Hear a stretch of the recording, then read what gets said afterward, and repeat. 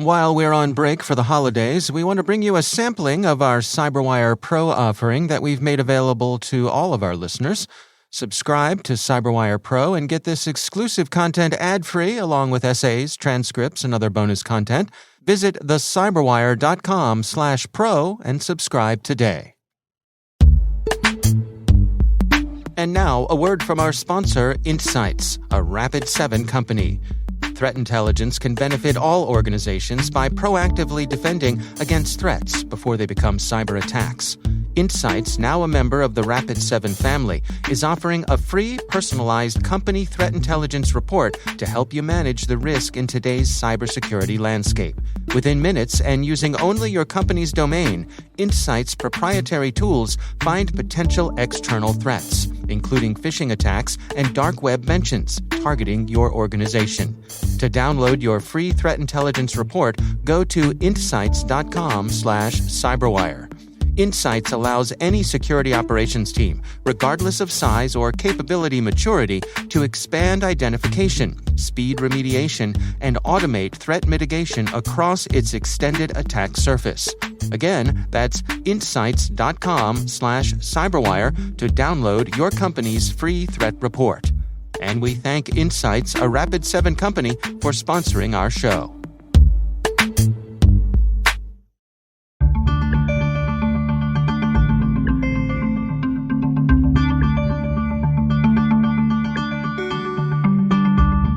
Bill Wright is Director of Federal Affairs at Splunk and formerly Staff Director for the Homeland Security and Governmental Affairs Committee for the U.S. Senate. I caught up with Bill Wright recently for his take on the seemingly relentless march of ransomware and what he thinks might be done to slow the pace. The question I'm often asked is, is ransomware increasing or are the attacks just more high profile? And, I'd say both. Certainly Colonial made the effects of ransomware feel much more visceral for the public that wasn't following these trends closely or wasn't listening to your podcast daily. So I think, at least a year and a half ago, ransomware was really seen primarily as what I would call a nuisance cybercrime. It hit schools, hospitals, businesses, sure, but the disruptions were considered pretty isolated. No one was known to have died, and the ultimate effects were limited primarily to those entities that were hacked. Then came Colonial Pipeline, disrupting nearly half of the East Coast's fuel supply, quickly followed by another attack that threatened the nation's largest meat supplier, JBS, and then, of course, Kaseya last month, along with many countless others that maybe didn't make the headlines. So it quickly moved from an economic nuisance to a national security, public health, safety threat. And I think that's the way our government is treating it now. I'm sure you've noticed the tenor of the conversations has changed. Then you add to that the commoditization of ransomware. So ransomware as a service. Ransomware as a service has really opened up ransomware to the criminal masses. So this model has drastically lowered that barrier of entry for criminals. Technologically, you no longer have to be particularly sophisticated or savvy. So all those liberal arts majors like myself that ever wanted to try their hand at cybercrime can now get in the game. Also, the software has become increasingly reliable. This is the ransomware software. Those days of relying on bugs in the code or cryptographic mistakes are largely gone.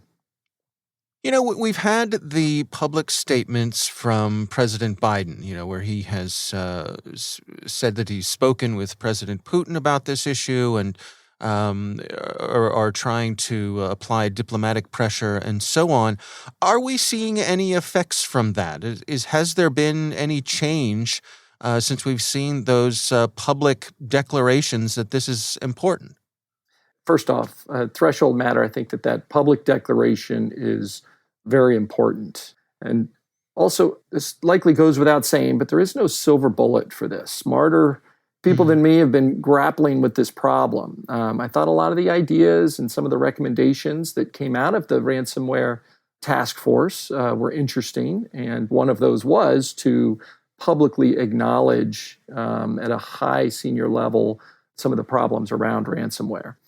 The Biden administration, I think, is taking some really good steps to help modernize our cyber defenses. The EO, for instance, was a great start, among other things. If you read between the lines of the EO, I think there's really broad recognition that security is first and foremost for us a data problem. The life cycle of a threat response is relying on data to detect a threat, monitor for impact, find a solution, prepare for that next attack. So at its core, and as we like to say here at Splunk, all data is security data. And I think the EO goes a long way to recognizing that. So the way I look at it is clearly organizations themselves need to better defend themselves. We need to improve our defenses, get those basics right, quite mundane cyber hygiene, but ubiquitous multi-factor authentication, patching our systems in a way that prevents actors from exploiting those known vulnerabilities, a well-practiced response plan accompanied by backups and offline systems can help you react and restore. These should be really the basic blocking and tackling for any security organization.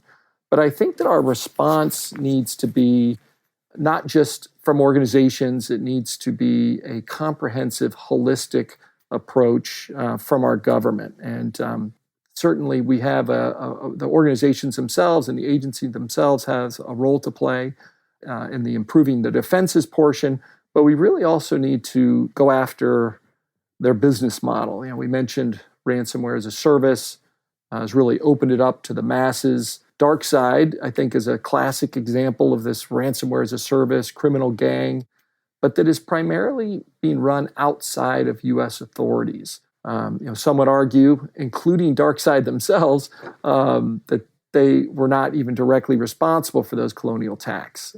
They're certainly responsible as creators and operators of this ransomware as a service. So we need to find a way to go after that business model. There's a number of things being considered, policy considerations around what we do about cryptocurrency reporting, requirements on acknowledging ransomware payments. There's a number of ideas that are circulating now. And then I think the last leg of this stool for going after ransomware is that the U.S. government and our allies really need to take a more aggressive approach against the ransomware actors, wherever they might reside. Until they feel the pinch, this criminal business model is going to continue to grow. So to circle back to your original statement about Biden and Putin, I think this was an excellent start, but I think it is part of a holistic strategy across the government and across the whole of society, frankly. What about for those small and medium-sized businesses who, might not have the resources to have full-time cybersecurity people on staff? To what degree is this a responsibility they need to take on for themselves, and to what degree should they turn to the government to assist? Yeah, I think first and foremost, improving your defenses, whether you are a small business or a large business, when it comes to basic cyber hygiene, I think we can all do a better job. There are some regularly accessible steps and products that you can deploy even as a small business. So I'm thinking multi-factor authentication, having a good plan in place to patch, have a response plan, and backups. Those are things that I think that any small business or medium-sized business would be able to handle. I don't think that we're going to be able to rely on the government to protect us all against this. It's a shared responsibility, and we each have our part. That's Bill Wright from Splunk.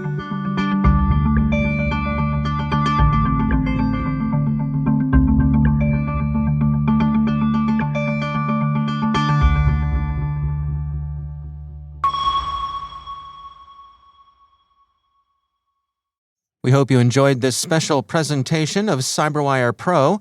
To access our latest pro content, visit thecyberwire.com/pro to subscribe and learn more about the subscription benefits and features. Subscribe now and become a 2022 Pro subscriber for only $99. Happy holidays and stay safe.